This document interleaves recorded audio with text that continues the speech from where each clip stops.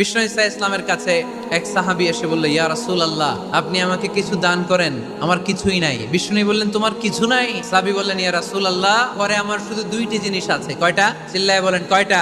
এক হচ্ছে একটা জামা, দুই হচ্ছে পানি খাওয়ার একটা জগ। বিষ্ণু বললেন, এই দুইটাই নিয়ে আস। বিশ্বনবীর কথা শুনে ওই সাহাবী ঘর থেকে জামা নিয়ে আসলেন, পানি খাওয়ার জগ নিয়ে আসলেন।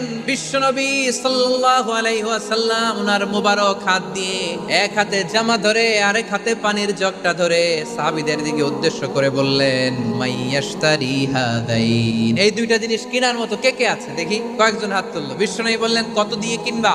এক সাহাবী বলে, ইন্নী আশতারি হিমা বিদিরহাম, ও নবী, যদিও এগুলো আমার দরকার নাই, কিন্তু আপনি যেহেতু নিলামে ডাক তুলেছেন, ইয়া রাসূলুল্লাহ, ইয়া হাবিবাল্লাহ, আপনার সম্মানে আমি 1 দিরহাম দিয়ে দুইটা জিনিস কিনে নেব।